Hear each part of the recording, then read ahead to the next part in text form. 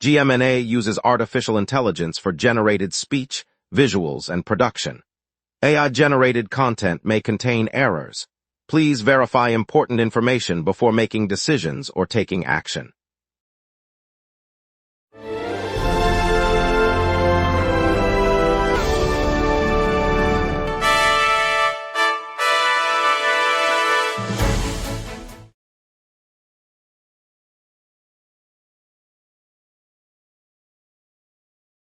Good evening, Los Angeles. I'm Renata Solano.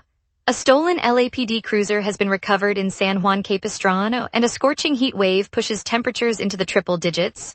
Traffic is moving with only minor delays, and Mayor Bass is set to chair the Metro Board. Over to you, Bennett. A black bear was spotted roaming the Crestline Water District office early Tuesday, prompting staff to temporarily close the building while Animal Control assessed the situation. Animal Control arrived shortly after, safely tranquilizing the bear and escorting it back to the nearby Angels National Forest, where it was released unharmed later that afternoon. Following the bear's removal, Crestline Water District officials inspected the premises, cleared all areas, and reopened the office to the public by early evening. That's a wild turn for our water district, but plenty more community happenings await. Lots to get to. Let's begin. Good evening, Los Angeles. Los Angeles Police Department officials confirmed that a department cruiser was stolen from the parking area at Exposition Park early Thursday morning. The vehicle, identified as a 2024 Ford Police Interceptor, was reported missing at approximately 07:30 GMT. A coordinated search by LAPD detectives and local law enforcement partners led to the recovery of the cruiser in the city of San Juan Capistrano later that day, around 2 o'clock GMT. Authorities said the suspect vehicle was found parked on a residential street with no signs of damage. The department has opened a criminal investigation, and officers are reviewing surveillance footage from both locations. No injuries were reported, and the stolen equipment remains intact. The LAPD thanked the cooperating agencies for their swift response. The department will conduct a full forensic examination before returning the cruiser to active duty. Extreme heat is gripping Southern California as forecasters warn that triple-digit temperatures will hit the high desert, the San Fernando Valley, and downtown Los Angeles today. The National Weather Service predicts readings climbing to 100 degrees in the desert and 90 degrees across the valley and city core. Meteorologists say the surge follows weeks of steadily rising heat, marking the peak of an extended heat wave that has already strained power grids and pushed vulnerable residents onto cooling centers. Officials from the Los Angeles County Department of Public Health have opened additional shelters and urged people to stay hydrated, avoid outdoor activity during peak hours, and check on neighbors. The heat is expected to linger through the evening, with nighttime lows remaining well above comfortable levels, prompting concerns about heat-related illnesses as the wave continues. Alpha School will take over the former Santa Monica Montessori building and open 8 new AI-powered private school sites across California. The longtime Montessori, a fixture in the Santa Monica community, closed its doors earlier this week, leaving a vacant campus in the beachfront neighborhood. In a statement released today at noon, Alpha School said the expansion will bring its technology-driven curriculum to families statewide, starting with the former Montessori site that will be renovated to include adaptive learning labs and makerspaces. City officials noted the transition could help fill a gap left by the Montessori's departure, offering parents another option in a market where private education demand remains strong. The rollout is slated to begin later this year, with the Santa Monica location expected to welcome students in the upcoming school year. Utility crews are on the scene in West Hollywood after a ruptured water main flooded the intersection of Santa Monica Boulevard and Laurel Avenue. Neighbors reported hearing a loud pop as the pipe gave way. The pipe burst sent a steady flow of water onto the roadway, forcing traffic to narrow to a single lane on the boulevard. Crews have deployed pumps and repair teams to contain the runoff and begin repairs, but the effort remains underway. Motorists are being advised to use alternate routes as the reduced lane continues to cause delays. The incident underscores how a single main failure can quickly produce localized flooding and disrupt traffic across the city. Officials say the repair crew expects to restore full service once the damaged pipe is replaced, but no completion time has been announced. Authorities are investigating a possible water leak at the West Hollywood site where crews are repairing the sinkhole on Sunset Boulevard. The leak was detected today, adding a new complication to a project that began after a water main break a week ago created a large crater in the thoroughfare. City engineers have halted work temporarily while they locate the source and assess any impact on traffic and nearby businesses. The Department of Public Works said the repair effort remains a priority, but safety concerns require a thorough check before work can resume. Residents and commuters have been advised to use alternate routes as crews work to contain the issue. Findings suggest the leak may stem from the same compromised line that caused the original break, and police have been notified to monitor the site for safety. The situation is ongoing, and officials will provide updates as the investigation progresses. Later we'll hear Mayor Karen Bass chair the Metro Board as LA prepares for the 2028 Olympics. Stay tuned, we will be right back. If you run a venue, a comedy night, a concert, a fundraiser, you already know the hardest part isn't the show. It's selling the seats. Theaterfiller changes that. In minutes, you're set up with your own ticketing page, QR code delivery, and a door scanner. No technical headaches. No middleman taking a cut of your night. Your event, your tickets, your revenue. Go to theaterfiller.com and fill every seat. Good evening, Los Angeles. At about 12:15 p.m. on Friday, a small black bear made an unexpected appearance at the Crestline Village Water District office in the mountain community of Crestline. The curious animal pushed open the front door on its hind legs and paused in the lobby for roughly 2 minutes, drawing surprised smiles from staff and a handful of nearby residents. After a brief inspection of the space, the bear turned and left the building the same way it had entered. Water District Manager Jocelyn Bryan said the creature seemed more interested in the open doorway than any paperwork, and officials confirmed no damage or danger to the public. The incident, though brief, gave the usually quiet office a memorable moment, reminding everyone that wildlife still roams close to the San Bernardino foothills. Mayor Karen Bass took the podium at Union Station today, announcing she will chair the Los Angeles Metro Board for the fiscal year that runs from July 1, 2026 through June 30, 2027. In her State of the Agency address, Bass outlined priorities that tie the transit system directly to the upcoming 2028 Olympic Games, emphasizing the need for reliable service, expanded capacity, and safety upgrades ahead of the global event. She also highlighted that metro ridership has risen steadily over the past year, a trend the agency plans to sustain with new bus lanes and the next phase of the D-line extension. Bass said the board will work closely with the county and state to ensure the network can handle the influx of visitors and keep Angelenos moving efficiently. The initiative is now underway. Yesterday at the Metro State of the Agency gathering, Mayor Karen Bass unveiled a preview of a fare-free public transit system for Los Angeles.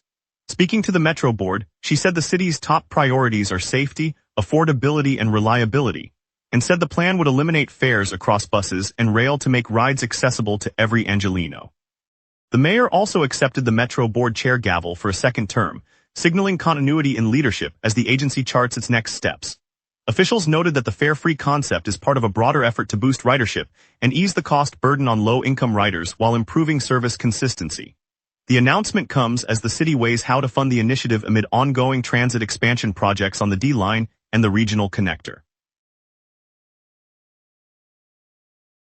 The City of Los Angeles held a public hearing yesterday to weigh whether to strip an oil company of its operating permit for a drilling site in Jefferson Park, South Los Angeles. The venue, a well that has been pumping for more than 10 years, has long drawn protests from neighborhood residents who say the operation threatens health and quality of life. City officials said the hearing will consider community petitions and recent environmental data before deciding on a possible shutdown. The oil firm, which maintains the well is safe and compliant, will have the chance to present its own evidence. Councilmember Maria Hernandez, representing the district, emphasized the need to listen to the voices that have long warned about air quality impacts. If the permit is revoked, the well could cease production within months, ending a decade-long presence that has divided the Jefferson Park community. UCLA researchers have quantified the economic fallout from recent immigration enforcement sweeps in Los Angeles. Their analysis shows that within the 2 weeks after the raids, businesses located within a half-mile of each of 9 documented enforcement sites saw a combined loss of roughly $3.16 million in revenue. The study attributes the decline to a drop of about 46,000 customer visits across the affected area. Researchers say the presence of immigration officers deterred shoppers from patronizing nearby stores, restaurants, and service providers. The findings underscore how enforcement actions can ripple through local economies, hitting small and mid-size enterprises that rely on foot traffic. City officials have been asked to consider the broader community impact as the debate over immigration policy continues. The report, released last month, drew on data compiled by the Los Angeles County Economic Development Corporation. Now let's get a quick look at tonight's forecast with our meteorologist, Sam. A weakening ridge yields a dry evening as the southwest jet nudges a low-pressure trough toward the coast. On this date, the all-time high for Los Angeles sits at degrees, recorded back in 2022 during a lingering heat wave that pushed the city well above normal. The record low, 58 degrees, fell in 2025 when an Arctic dip dragged unusually cold air across the basin. By comparison, the climatological average high for July 23 hovers around 84 degrees, with a low near 66. Those extremes remind us how the current near-average pressure pattern can swing dramatically under the right upper-level forcing. The live radar shows a blank canvas across the basin, no rain echoes from the desert or the coast. With the southwest jet aloft at modest 25 miles per hour, moisture remains locked out while high pressure dominates the surface. The low-pressure trough approaching from the west is still too shallow to generate lift, so the city stays dry through the night. That clear pattern lets us pivot straight to tonight's outlook. At 6 p.m., the city basks in a clear sky with the thermometer holding at 77 degrees and humidity hovering around 64%. The surface pressure is falling, signaling an unsettled low-pressure system that will edge eastward through the night.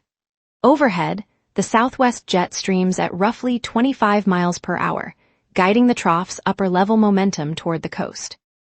As the trough deepens, clouds will begin to creep in after midnight, but the dry air mass will keep precipitation at bay.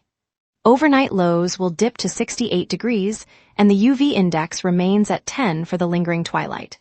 Winds stay light, around 4 miles per hour from the south, and there are no active weather alerts. Looking ahead, Friday ushers in a sweltering high of 97 degrees while the low holds at 68, driven by a strengthening ridge that will trap heat across the basin. Saturday repeats the 97 peak, but nudges the low to 70, as the ridge flattens and nocturnal cooling improves slightly. Sunday stays hot at 97 with a low back to 68, the ridge still anchored offshore. Monday's high eases to 93, low steady at 68, as a weak frontal boundary begins to chip away at the ridge's core. Tuesday mirrors Monday with 93 highs and a low of 70, the lingering front keeping temperatures modest. The week remains dry, with no rain signals on the models, and the jet stream will stay positioned to the southwest, preserving clear skies. And that's your weather. Remember, the local sunset is also available as a podcast. Listen anytime on Apple Podcasts or wherever you get your podcasts. We'll cover today's traffic, the Ducks fight to match the Flyers offer sheet, and BizFed's new president. Stay tuned, we will be right back. If you run a venue, a comedy night, a concert, a fundraiser, you already know the hardest part isn't the show. It's selling the seats. Theaterfiller changes that. In minutes, you're set up with your own ticketing page, QR code delivery, and a door scanner. No technical headaches. No middleman taking a cut of your night. Your event, your tickets, your revenue. Go to theaterfiller.com and fill every seat. Metro's Gold Line is out of service after a power outage knocked out the Pasadena segment. Riders should look for shuttle buses on Fair Oaks Avenue and consider the Red Line for trips. The Red Line has minor delays as crews perform signal maintenance between Union Station and Civic Center, adding 5 minutes to travel time. On the streets, Interstate 110 North near Torrance Boulevard reports a minor traffic hazard. Flow is slowed but lanes stay open.